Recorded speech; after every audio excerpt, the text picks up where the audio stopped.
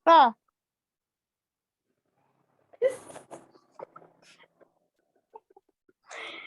belum masuk ya?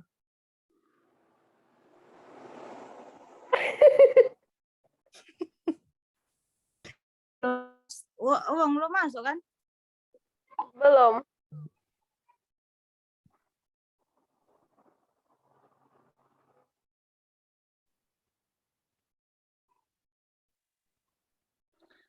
Aku belum mandi, Beb. Lah sudah aku. Ngechat Bu Jo dong. Kau pakai laptop? Iya. Aku laptopku tinggal.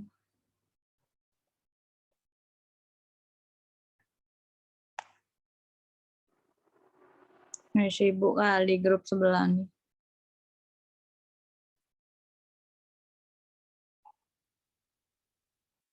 Mana Intan sama Lia? Uya lagi makan.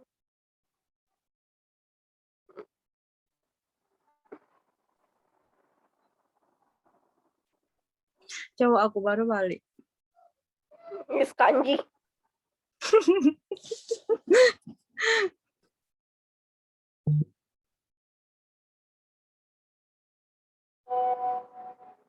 Punya aku belum di Lia. Kau ngurus kawan kau yang meninggal, ngomong ke.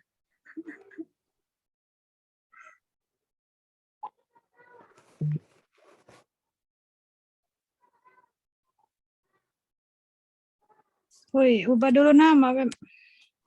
Nama aku apa? Aku udah tahu di mana ini. Yang kau udah ketik nama, Bil. Ada nama ya? Iya. Bentar. Cuman buat namanya sih? Nggak ngerti. Dari awal masuk tadi buat namanya tuh.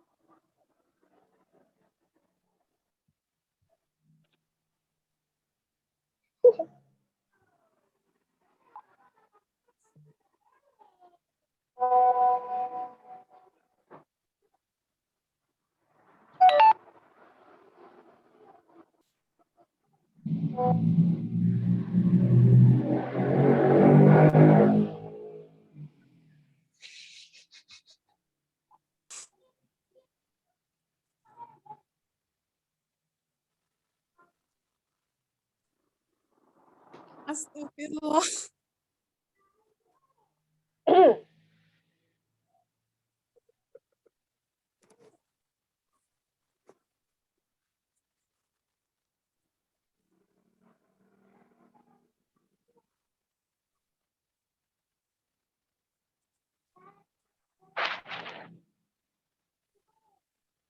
Hai guys. Halo. Halo. Halo, selamat pagi. Pagi, Bu. Pagi, Ibu. Iya, sudah jadwalnya ya, Nak ya. Kita udah mulai. Kalau sesuai dengan jadwalnya, cuma kayaknya ini ada berapa orang ya yang belum hadir? Maaf, Bu. iya, Ayu Bu. belum, Bu. Ayu, siapa lagi? Rizky. Oh ya, Rizky izin ya. Rizky izin sama Ibu karena katanya neneknya meninggal. Maaf, Bu. Iya, Bu. Oh, Ah, berarti Bu, cuma iya, Ayu Bu. ya yang nggak hadir.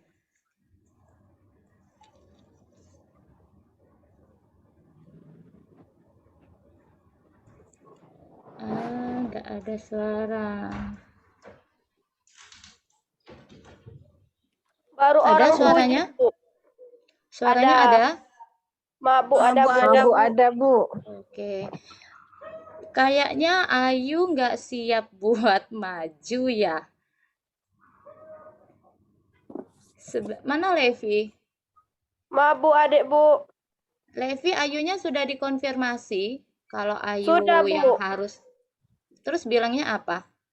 Dari semalam, Bu. Iya, Bu, katanya siap. Ya udah. Kayaknya Ayu udah nggak masuk nih. Ini kita udah telat 7 menit ya, anak ya. Iya, Bu. Maaf, Bu. Iya, Bu. Baik, gini, untuk materi hari ini berarti Ibu aja yang akan ngulang materi yang harusnya disampaikan oleh Ayu. Kemudian ini kita untuk satu kali Zoom meeting ini hanya waktunya 40 menit ya, Nak ya. Ya, Bu.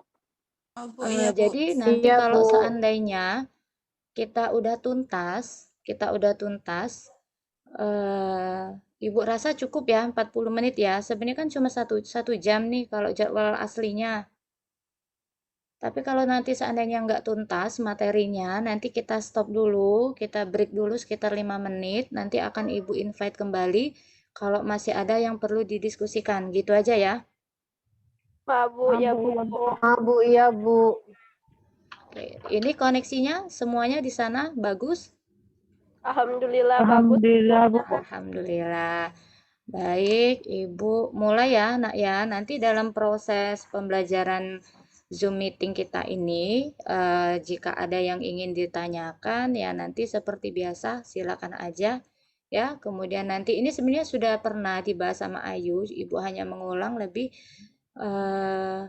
mereview kembali ya sifatnya ya. Iya, Bu. Desi hadir, Rahma, Nabila, Intan, Levi. Mana Levi? Kemana Levinya? Aku lagi. Levi kameranya tolong di-on-kan ya, Nak ya, diaktifkan. Oke, sudah.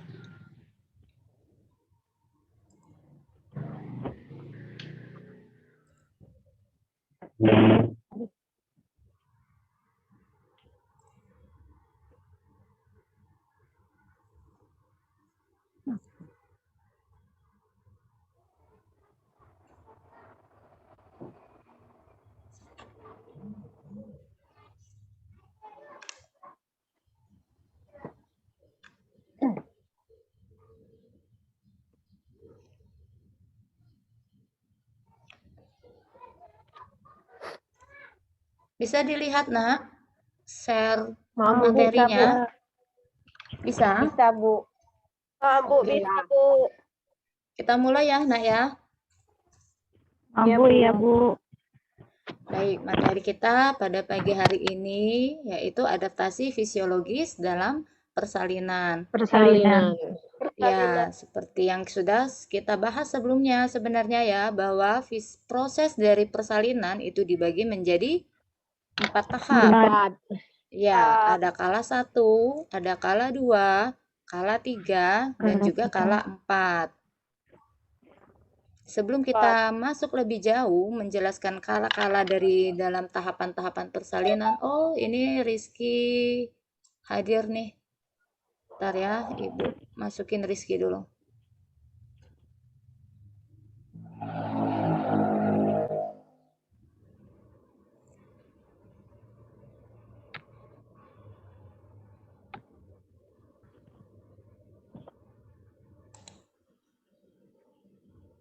Banyak ya tadi yang belum hadir ya, Rizky, Olga.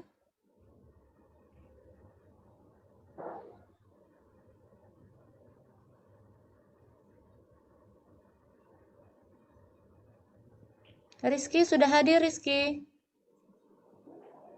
Olga.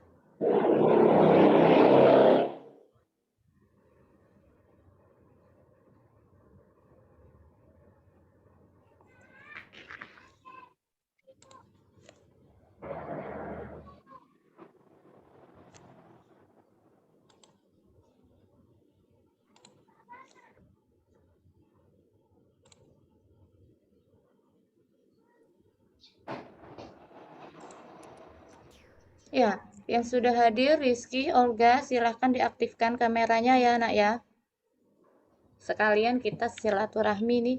Oh ya, sebenarnya Ibu mohon maaf ya, karena hari ini seharusnya kita semua libur ya, Nak ya. Tapi Iya, Bu. karena Apa, Bu? waktu dan kita harus menuntaskan satu kali materi yang tertinggal, Ibu rasa hari ini diambil 40 menit waktunya untuk pembelajaran dan sekalian kita bisa tatap muka walaupun online ya. Oke, baik Ya, Bu. Rizky dan Olga, Ibu rasa mereka belum mengaktifkan kameranya. Kita lanjut aja. Ini adalah perkenalan dulu tentang persalinan ya. Bahwa persalinan itu adalah proses yang alami. Harusnya prosesnya alamiah ya, tidak ada yang perlu dikhawatirkan apalagi arah-arahnya ke arah komplikasi jika tanpa intervensi. Jadi proses yang alamiah di mana terjadi dilatasi serviks atau pembukaan serviks, kemudian lahirnya bayi dan plasenta dari dalam rahim ibu. Secara normal persalinan itu dimulai ketika janin sudah cukup matur, artinya janin sudah cukup siap organ-organnya untuk dilahirkan untuk dapat dia beradaptasi terhadap kehidupan di luar uterus. Sejak itu kehidupan seorang wanita hamil yang usia kehamilannya aterem, dikatakan aterem itu berapa minggu, Nak? Cukup bulan, Bu. Iya. 42 minggu. 42 minggu. 37 minggu sampai 42 minggu. Iya, benar. Jadi dikatakan aterem atau cukup bulan itu 37 minggu sampai dengan 42 minggu ya. Nah, kalau Ya, kita Bu. orang medis ini Ya, Bu. ngomongnya nggak dalam bulan. Orang awam yang bilangnya 9 bulan. Ya, atau 9 bulan 1 minggu. Nah, tapi kita bidan, kita ngomongin ateremnya itu dalam minggu. 37 sampai dengan 42 minggu. Di bawah 37 minggu, di bawah 37 minggu itu dikatakan apa, Nak? Belum cukup bulan. Iya, istilahnya apa? Bulan. Prematur. Ya, benar, prematur. Kalau setelah di atas 42 minggu, lewat dari 42 minggu, itu namanya apa? Ada yang tahu?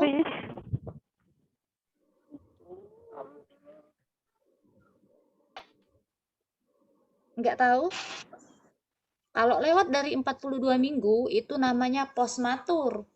Ya, atau posterem. Postmatur. Ya, postmatur atau posterem artinya lewat ya, lebih minggunya, lebih bulan. Kalau orang awam bilangnya apa? Bahasa kalian di kampung, bahasa kita suka dibilang bulan, Bu. Kelebihan lewat bulan. Hamil? Hamil kebo ya. Iya, Pernah dengar kalian? Pernah, Bu. Ya. Nah, jadi di usia 37 sampai dengan 42 minggu, 37 ini janin itu sudah matur, sudah siap untuk dilahirkan sehingga dia mampu bertahan di dunia luar ya, untuk kehidupan di luar uterus.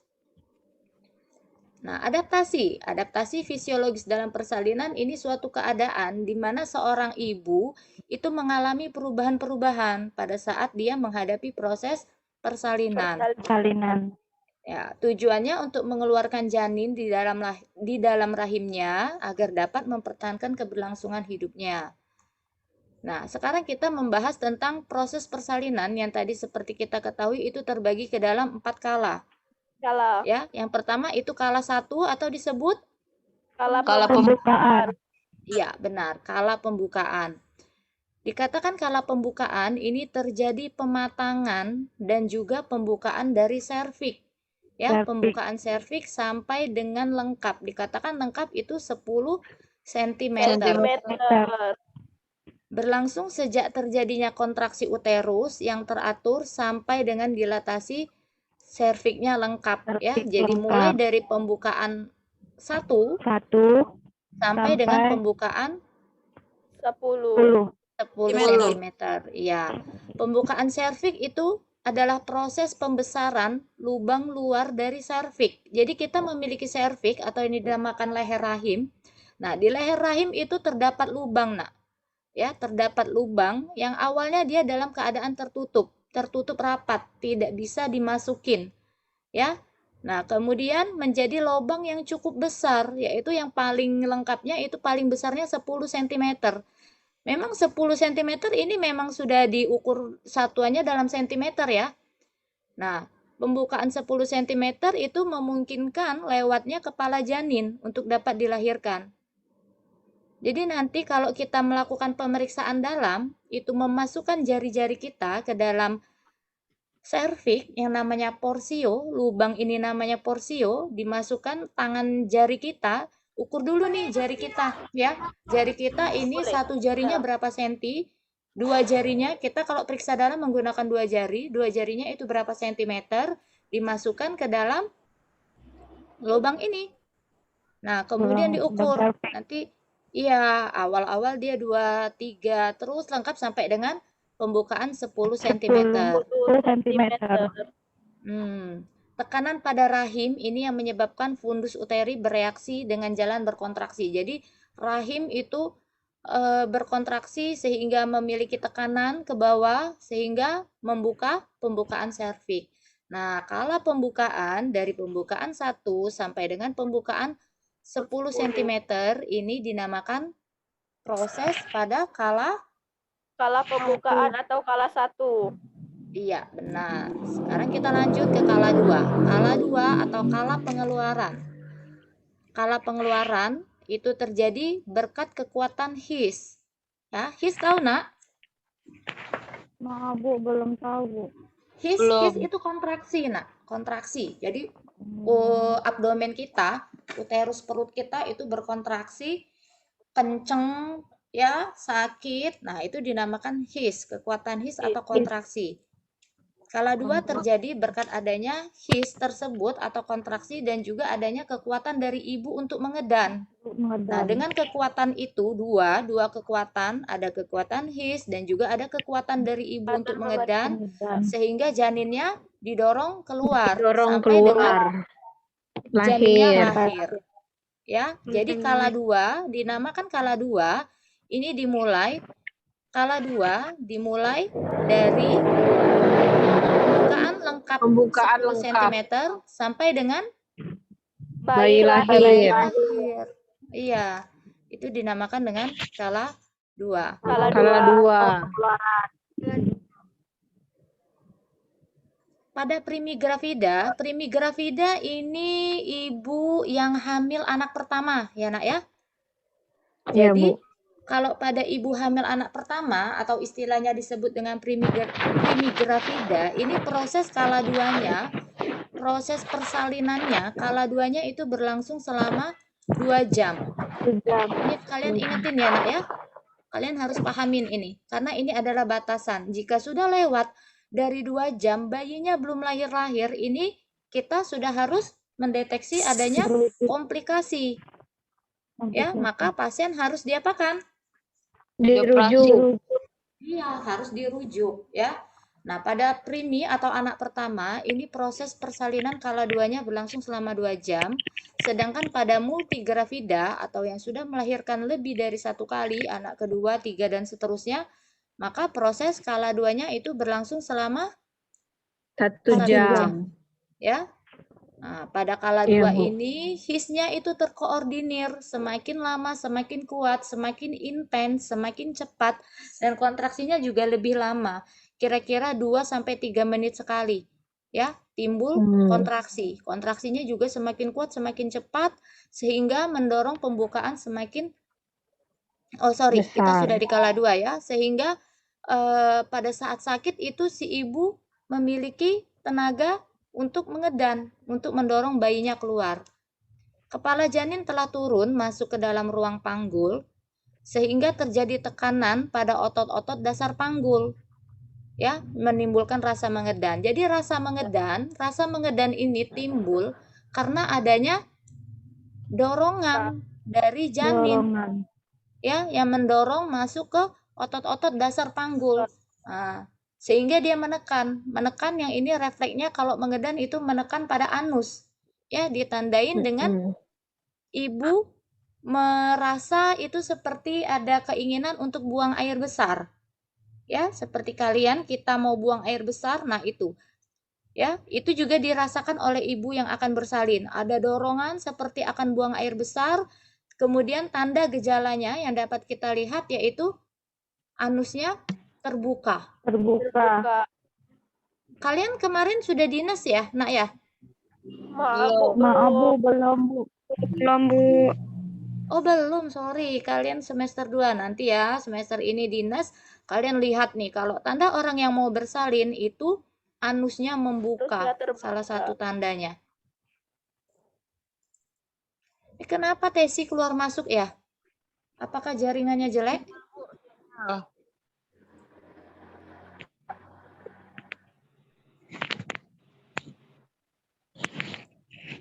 Oke, kita lanjut. Selanjutnya adalah kala 3 atau kala uri. Tahu uri, nak? Bahasa lainnya uri apa?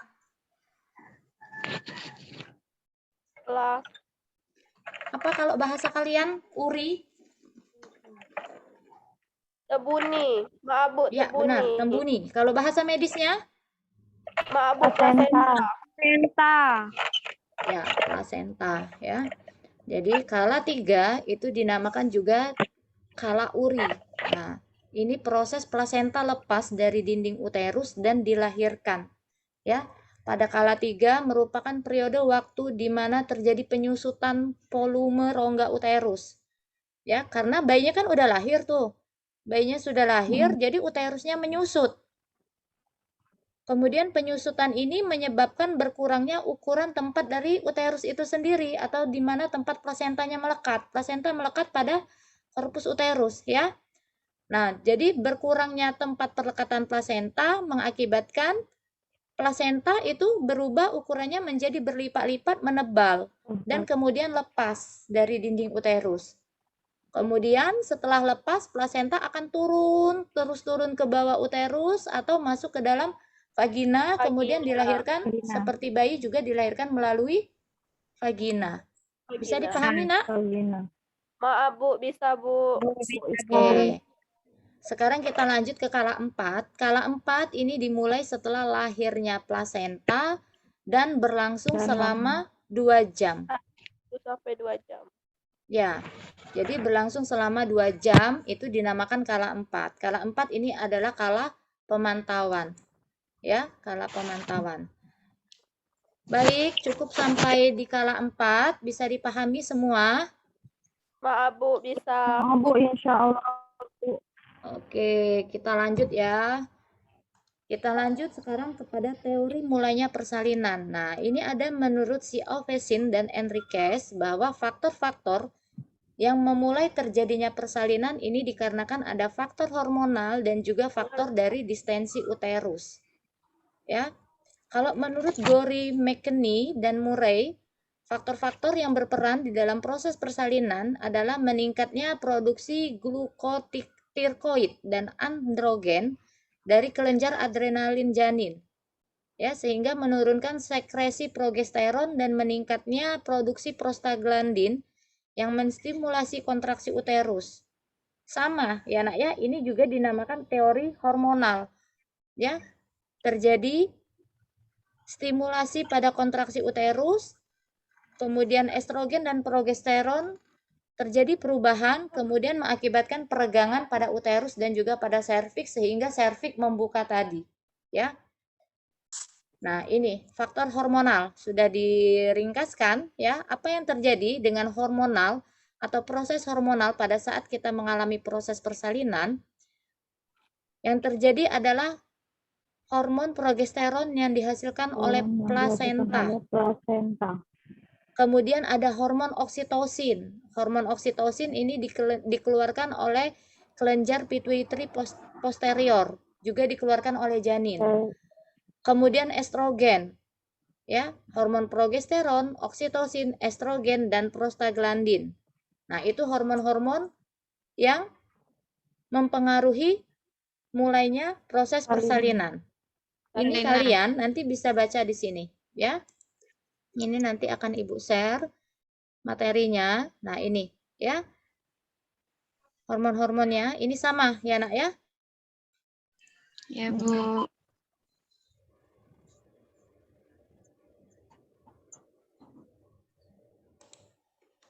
Kemudian faktor distensi uterus. Nah, yang mana yang dikatakan faktor distensi uterus? Faktor distensi uterus itu 2-3 minggu sebelum kita mulai persalinan, segmen bawah dari uterus, ya, segmen bawah rahim itu akan semakin meregang. Dia meregang, kemudian membiarkan janin turun lebih jauh ke bawah. Kalau pada primigravida atau pada anak pertama, itu janin ini sudah mulai turun masuk ke rongga panggul itu pada usia kehamilan 36 minggu. Ya, 36 minggu. 9 bulan. Nah, 9 bulan itu kalau pada anak pertama si janin itu sudah mulai turun masuk ke dalam rongga panggul dan mengunci atau engage istilahnya. Ya. Jadi turun, kepalanya sudah turun dan mengunci atau engage ini masuk ke dalam rongga panggul dan enggak keluar lagi, enggak naik lagi dia kalau pada anak pertama. Ya, sudah terkunci kepalanya turun ke dalam rongga panggul sehingga keluhan sesak-sesak kemarin pada kehamilan teori kita sudah mulai berkurang karena janin sudah turun masuk ke dalam rongga panggul. Ya, fundus tidak lagi mendesak paru-paru. Nah, ini kemarin adaptasi fisiologi kehamilan pada trimester ketiga salah satunya adalah terasa sulit bernafas, ya. Tapi jika sudah 36 minggu pada anak pertama, ini karena kepala sudah engage masuk di rongga panggul, si ibu tidak lagi mengalami sesak nafas karena sudah turun janinnya. Nafasannya menjadi lega. Ya, jantung dan paru dapat berfungsi lebih baik pada wanita pada fase ini. Nah, kemudian simfisis pubis akan melebar dan dasar panggul menjadi lebih rileks dan melembut. Ya, simfisis pubis. Tahu simfisis pubis, Nak? Bu, tahu, Bu. Ya, sudah belajar anatomi kan kalian? Jadi simfisisnya melebar sehingga rongga panggul itu menjadi lebih rileks dan melembut. Nah, ya. Kemudian memungkinkan uterus turun jauh ke dalam rongga panggul. Maaf Bu, terima Natasha masuk Bu dengan Ayu. Kenapa mereka keluar masuk ya? Jaringannya jelek ya? Maaf Bu, Ibu.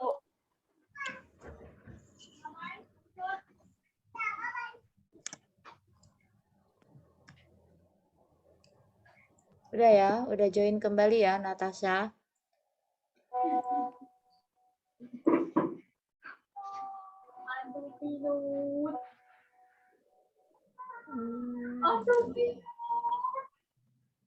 Oke, kita lanjut kembali. Ini pada primigravida seperti tadi yang Ibu bilang, ya, pada primigravida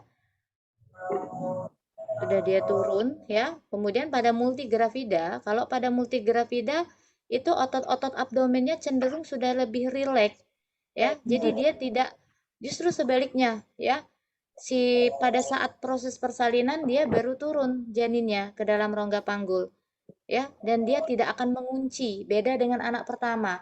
Kalau anak pertama bayinya turun di minggu ke-36 dan mengunci sudah di rongga panggulnya, karena rongga panggulnya itu masih kaku, namanya belum pernah dilalui oleh passengernya, oleh si bayi. Tapi kalau anak kedua, tiga dan seterusnya, rongga panggulnya ini cenderung sudah lebih rileks, sehingga lebih mengayun abdomen dan rongga panggulnya. Jadi kepala janinnya itu turun tapi dia tidak mengunci, ya. Sehingga pada hamil anak kedua itu turunnya janin itu terjadi memang mulai pada saat ada tanda-tanda persalinan atau tanda-tanda infartu. Nah, ini teori hormonal tadi, ya, menurut si Piliteri, Dari dikata. terjadi peregangan pada otot uterus. Dengan bertambahnya usia kehamilan, kapasitas uterus itu juga bertambah dan otot-ototnya uterus semakin menegang, ya. Kemudian dari proses ini terjadilah kontraksi pada uterus. Kemudian tekanan pada serviks. Tekanan pada serviks itu merangsang pelepasan oksitosin dan menyebabkan juga kontraksi uterus. Kemudian oksitosin, si oksitosin ini, ya, semakin hari semakin menjelang ke akhir usia kehamilan, kadarnya juga semakin meningkat. Sehingga semakin menimbulkan kontraksi kepada uterus, ya. Begitu juga dengan hormon estrogen dan progesteron. Nah, kalau hormon estrogen dan hormon progesteron ini justru sebaliknya berangsur-angsur menurun. Si estrogen dan progesteron menurun, maka oksitosinnya meningkat. Ya. Progesteron dan estrogen menurun juga menyebabkan terjadinya rangsangan pada kontraksi uterus. Jadi apa yang dapat disimpulkan, Nak, pada teori faktor hormonal ini? Ada yang bisa bantu menjelaskan? Apa yang terjadi? Kesimpulannya adalah semua hormonal, ya, baik itu hormon estrogen, progesteron, oksitosin, hormonal-hormonal ini pada saat akhir kehamilan atau menjelang persalinan semuanya menyebabkan suatu reaksi yang namanya kontraksi uterus. Kontraksi uterus. Ya, kontraksi uterus ini yang menyebabkan uterus meregang, serviks meregang, akhirnya terjadi proses persalinan. Nah, kemudian usia plasenta. Plasenta juga semakin tua. Perlu diperhatiin, perlu kalian ketahui bahwa kalau usia kehamilan sudah lewat bulan, tadi usianya sudah 40 minggu ke atas, itu sudah harus waspada, ya. 41 minggu, 42 minggu itu harus benar-benar dipantau. Apalagi sampai 43 sampai 44 minggu. Apa yang dikhawatirkan? Yang dikhawatirkan adalah plasenta juga sudah semakin tua. Plasenta semakin tua, ini tidak bisa mensubsidi lagi kepada janin. Sedangkan fungsi dari plasenta ini adalah sebagai tempat bernafas, sebagai tempat makan, nutrisinya. Jadi si plasenta tidak bisa lagi menjalankan perannya untuk memberikan nutrisi, untuk menyuplai oksigen yang cukup. Kemudian juga airnya, air ketuban juga sudah semakin berkurang. Nah, maka yang dikhawatirkan dengan usia kehamilan yang sudah sangat tua itu bayinya akan mengalami gawat janin di dalam rahim. Ya, makanya harus dilahirkan segera. Nah, usia plasenta, tuanya kehamilan, plasenta juga menjadi semakin tua. Ya, mengalami perubahan-perubahan sehingga kadar estrogen dan progesteron menurun, juga merangsang kontraksi uterus. Kemudian kadar kortisol pada janin. Nah, si janin ini memiliki yang namanya kortisol janin, menyebabkan menurunnya juga estrogen dan progesteron juga menimbulkan kontraksi uterus. Ya, jadi semua hormonal itu arahnya adalah untuk menimbulkan kontraksi uterus. Jika kontraksi uterus sudah ada, sudah semakin sering, sudah semakin kuat, maka itu sudah ada tanda-tanda mulainya persalinan. Kalian ini yang hadir ada yang tidak menghidupkan kamera ya? Rizky ada kameranya, Nak?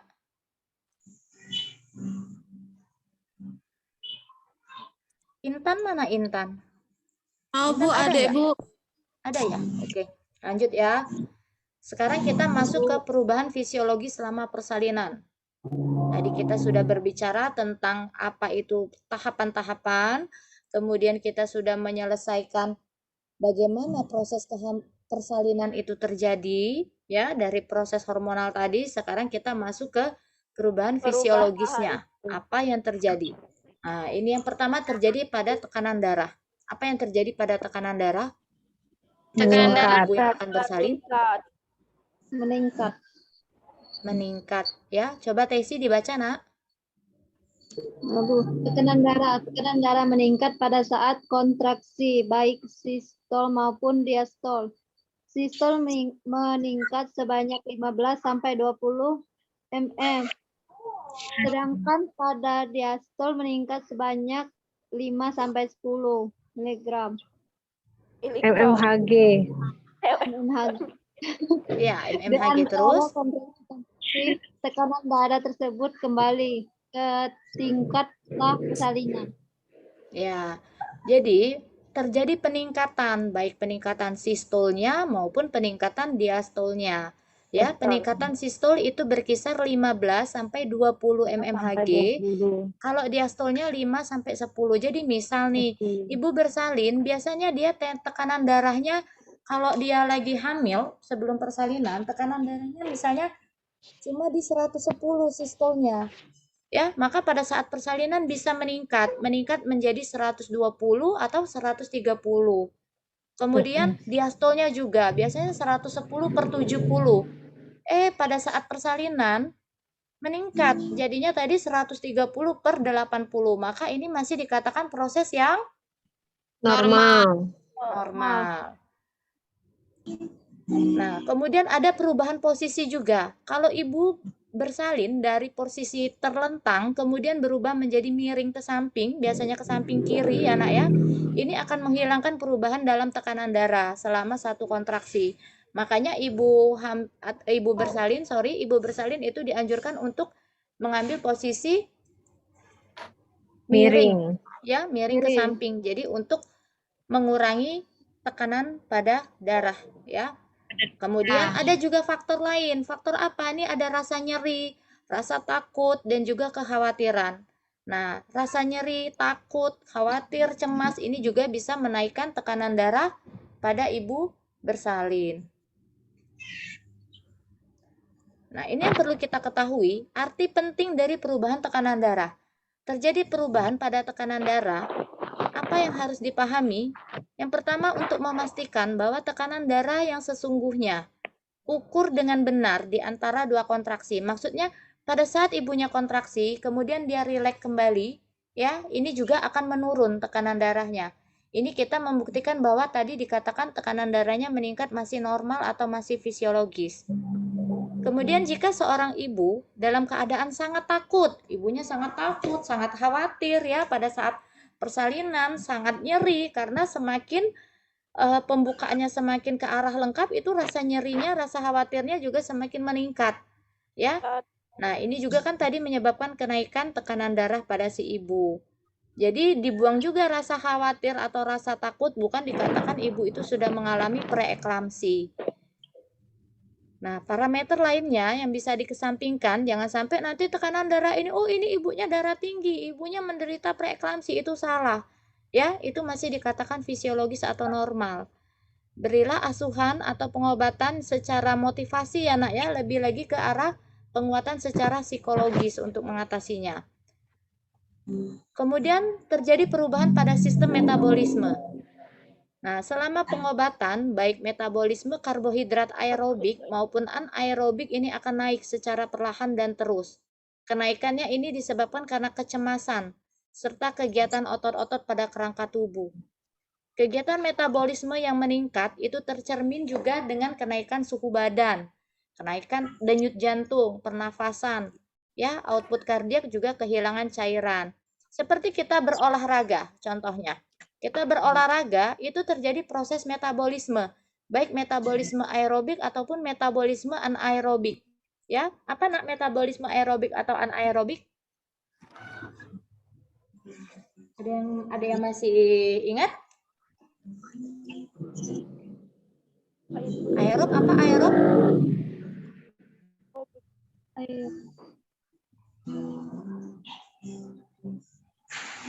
Ya, kalau metabolisme aerobik dan anaerobik ini adalah metabolisme, yang satunya aerobik ini artinya memerlukan oksigen, yang satunya ini tidak memerlukan oksigen secara meningkat, maksudnya secara drastis ya. Seperti kita berolahraga, juga ada yang olahraga aerob, ada olahraga anaerobik. Yang olahraga memerlukan oksigen banyak itu seperti contohnya sprint, lari cepat ya, yang perlu olahraga berat lah. Nah, pada saat proses persalinan ya, si ibu juga mengalami suatu proses metabolisme sehingga mempengaruhi dari kenaikan suhu, denyut jantung, pernafasan, dan juga kehilangan cairan. Apa maknanya? Maknanya bahwa peningkatan kehilangan cairan ataupun peningkatan suhu, ya, peningkatan denyut jantung, ini juga merupakan suatu proses yang normal. Ya, tidak perlu menimbulkan kekhawatiran. Kalau terjadi tanda-tanda dehidrasi, ya tetap kita jangan lupa pada saat proses persalinan kita tetap harus memenuhi kebutuhan cairan si ibu. Karena tadi ada proses metabolisme sehingga si ibu memang kehilangan cairan. Ya, berkeringat, menahan sakit, keluar keringat, belum lagi nanti mengedan segala macam. Nah, sehingga nanti pada saat proses persalinan kalian perhatikan jangan sampai pasien kalian itu kekurangan cairan atau dehidrasi. Kemudian suhu tubuh. Tadi sudah dibilang ya bahwa suhu tubuh juga mengalami kenaikan. Normalnya itu kenaikannya hanya 0,5 sampai 1 derajat. Ya, Nak ya. Jika lebih dari situ, maka itu sudah kita harus khawatir bahwa terjadi tanda-tanda infeksi. Suhu yang naiknya sedikit 0,5 atau 1 derajat Celcius tadi ini berlangsung karena kenaikan suhu karena adanya dehidrasi tadi, karena ada proses metabolisme sehingga si ibu kekurangan cairan, makanya suhu tubuhnya naik. Coba kalian deh, kalau kalian nggak minum-minum seharian, biasanya dari pagi sampai jam 2 siang kalian sudah minum 6 gelas, tetapi hari ini kalian nggak minum-minum, apa yang dirasa? Panas. Lemas. Iya, dehidrasi sebenarnya. Coba di time suhunya juga pasti meningkat. Kalian raba aja ya. Di sini kalian itu bisa diraba, kalian sudah seperti merasa meriang ya, atau gejala demam. Sebenarnya dehidrasi itu tandanya. Nah, pada ibu yang akan bersalin juga seperti itu karena dia terjadi proses metabolisme tadi. Juga jika selaput ketubannya pecah secara prematur. Nah, ini yang harus digarisbawahi. Jika ketubannya pecah lebih dahulu, ya, sebelum persalinan, maka ini suhunya naik, tetapi dia bukan normal. Dia bukan fisiologis. Ini baru diindikasikan ada infeksi. Ya, kalau kenaikan suhunya itu dikarenakan ketubannya udah pecah lebih dahulu, itu artinya ibunya mengalami infeksi. Nah, denyut jantung juga karena ada kontraksi dari uterus, maka denyut jantung juga mengalami kenaikan selama proses persalinan. Ya, ini juga dikatakan normal. Kemudian pernafasan juga selama proses persalinan ini juga mengalami peningkatan. Tadi sudah kita bahas pada proses metabolisme ya, Nak ya. Mengalami hiperventilasi. Apa itu hiperventilasi? Napasnya yang berlebihan. Lebih banyak mengeluarkan karbon dioksida daripada menghirupnya. Jadi kalau terjadi napas yang berlebihan, ini akan menyebabkan alkalosis. Ya, alkalosis artinya tubuh kita itu sifatnya lebih alkali atau lebih basah. Ya, karena mencirikan kita kekurangan karbon dioksida. Apa arti penting dari perubahan pernafasan yang terjadi pada saat proses persalinan? Ya, adanya rasa tegang, rasa nyeri, kekhawatiran. Nah, ini kalian harus bantu nih dengan melatih teknik-teknik pernafasan pada saat ibu bersalin. Diatur teknik bernafasnya, ya. Ada banyak ilmunya. Ini teori untuk mengatur pernafasan, menghilangkan rasa nyeri ya. Sehingga bisa membantu ibu pada saat proses persalinan itu menjadi lebih nyaman. Kemudian pada sistem ginjal atau renal. Nah, pada sistem ginjal atau renal ini juga terjadi perubahan selama proses persalinan. Diakibatkan karena output kardiak yang naik selama persalinan sehingga mengalami filtrasi dari urin. Ya. Nah, sedikit protein pada positif 1, jika kalian periksa nanti ditemukan protein pada urinnya, ini sebenarnya masih dikatakan normal jika memang ditemukan pada saat proses persalinan saja.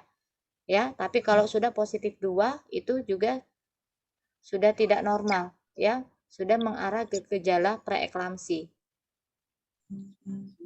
Apa artinya? Ini kalian bisa baca ya nak ya, sambil disimak, sambil ibu membaca, kalian sambil baca sendiri bahwa kantung kemih ini harus sering-sering dievaluasi pada saat proses persalinan untuk melihat apakah adanya penggelembungan.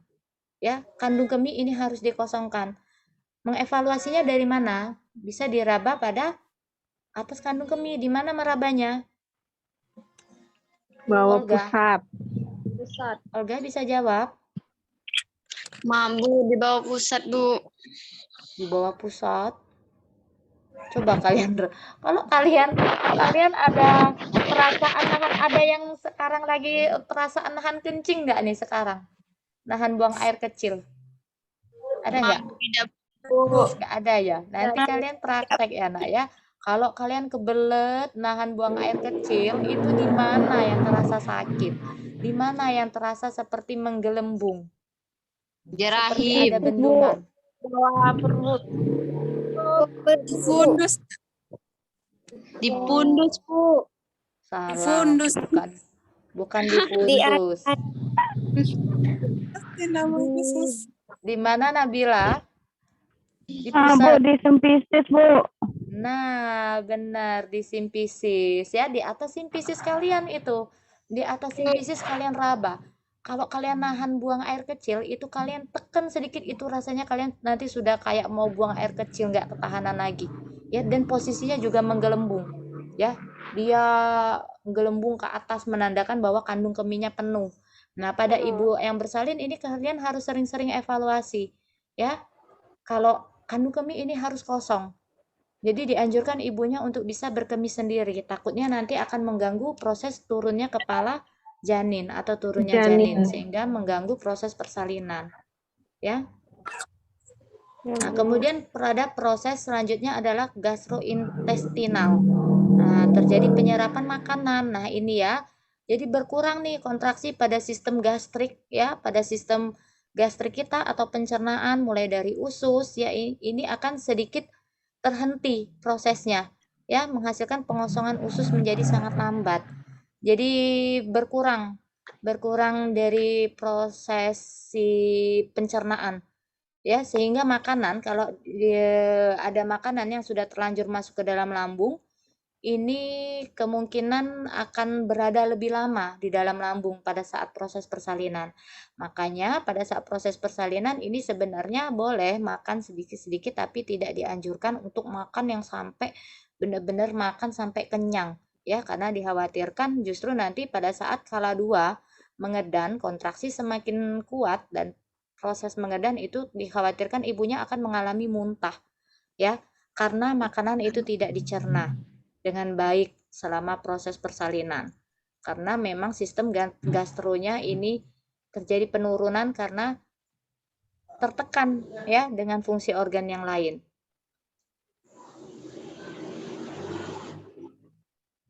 Lambung yang penuh menimbulkan ketidaknyamanan. Karena itu wanita diinstruksikan untuk tidak makan terlalu banyak. Ya, jangan yang berlebihan, tetapi makan dan minum itu sebatas hanya untuk memenuhi kebutuhan energi saja. Jangan sampai ibunya merasa lemah ya.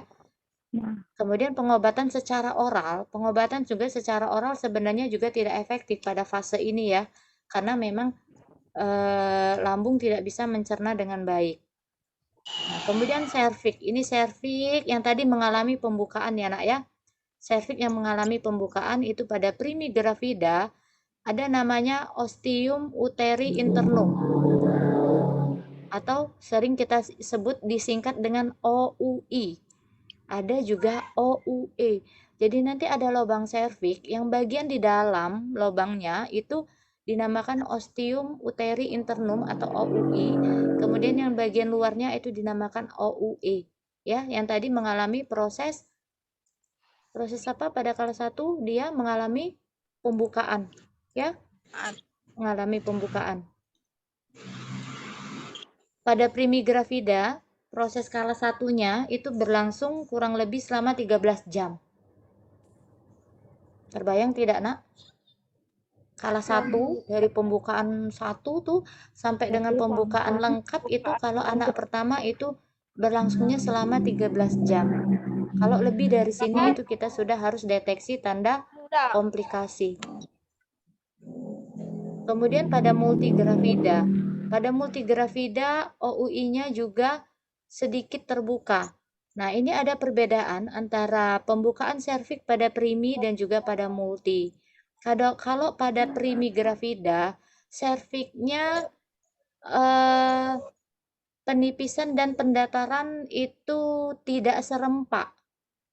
Ya, dia menipis dulu kemudian baru mendatar kalau pada primi. Makanya dia lama, prosesnya 13 jam. Tapi kalau pada anak kedua, ketiga, dan seterusnya, ini dia berbarengan. Menipis dan mendatarnya serviks ini berbarengan. Makanya waktu kelas 1-nya pada anak kedua ini lebih singkat, kurang dari 7 jam.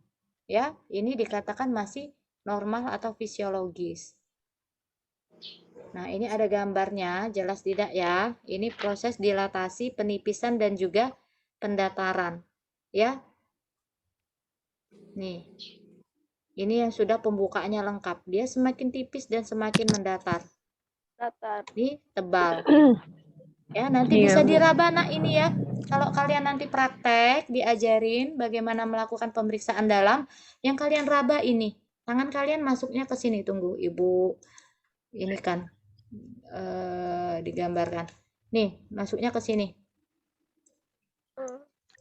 Nih. Ini yang kalian ukur. Nih. Ya.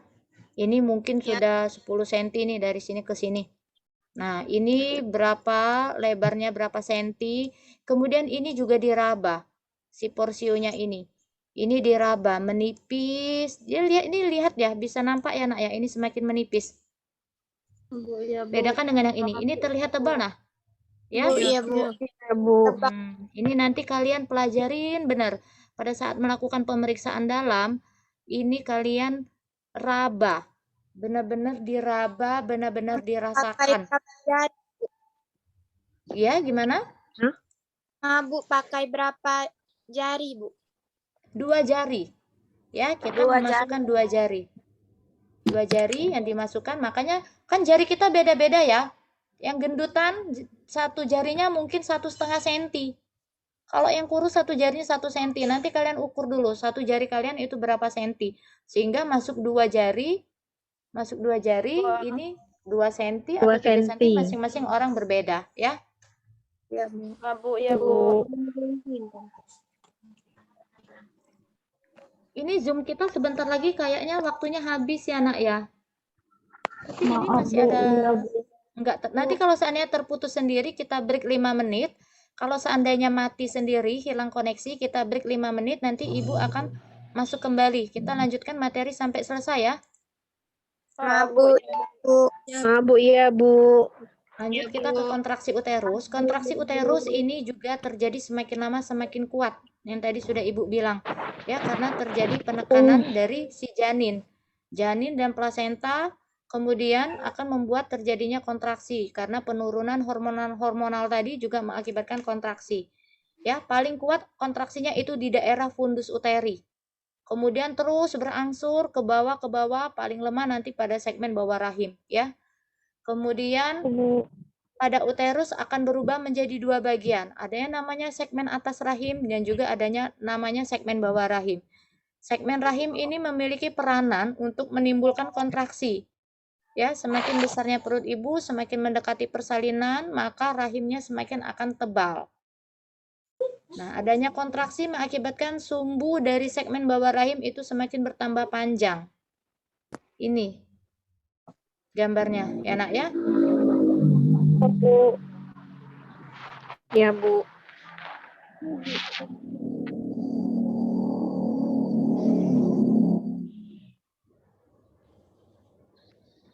Ini pada gambar ke-1, ini pada saat kehamilan, ya, ini sebelum persalinan, ini pada gambar ketiga pada saat persalinan normal, ya, pada fase pertama, pada tahap kedua persalinan, dan ini pada yang tidak normal. Ini ada batasnya, ini yang tidak normal. Lihatnya di sini, dia terlalu tinggi, ya, ringnya. Nah, nanti ya, ini kalian lebih jauh belajar pada persalinan ya nak ya.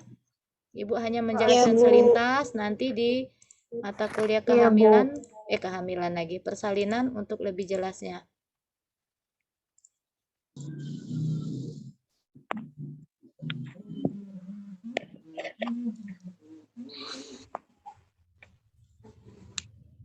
Nah, setelah bayi lahir, pada apa yang terjadi pada rahim, rahim juga masih berkontraksi ya nak ya. Setelah bayi lahir tetap berkontraksi karena kita akan melahirkan apa selanjutnya tadi pada kala 3? Plasenta.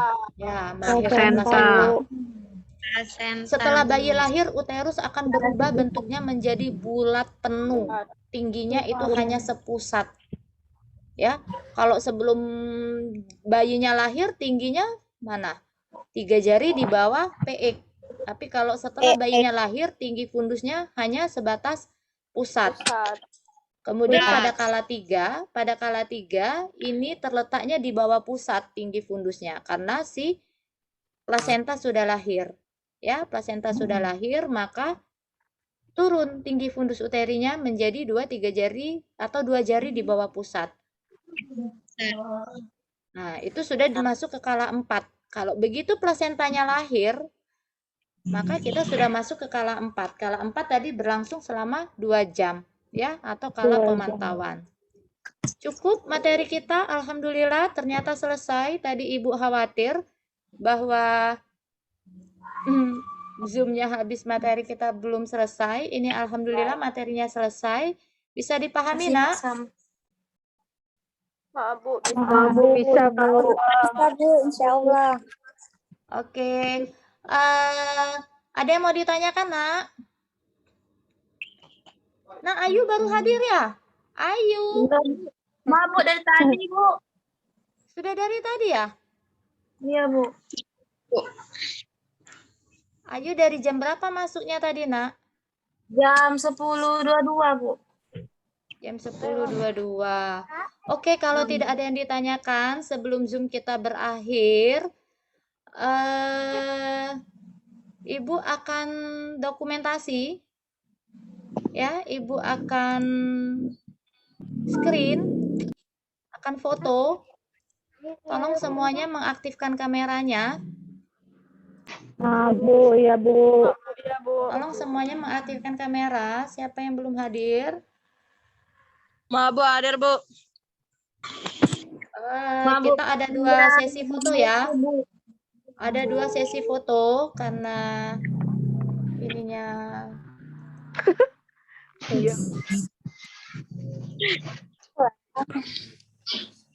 Ya, ada yang gede sekali nih. Nggak tahu ya nanti siapa nih yang dapat gedenya. Intan, Bu. Ya, Ibu hitung sampai 3. Semua kameranya sudah aktif. Pasang senyum yang paling manis. Bukannya serius. Ya, Ibu hitung sampai 3. 1, 2, 3.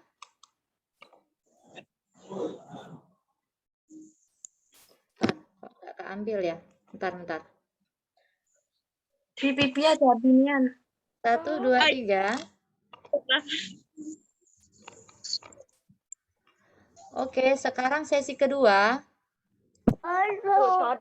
Sesi kedua ini Levi, Intan, Nabila, Rizky, Rahma, Tesi.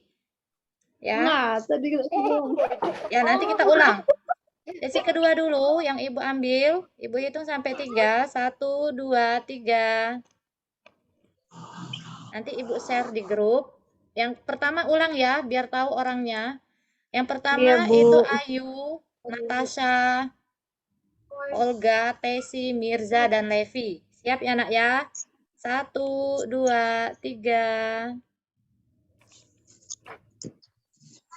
Oke, nanti Ibu share fotonya di grup sebagai bukti dokumentasi.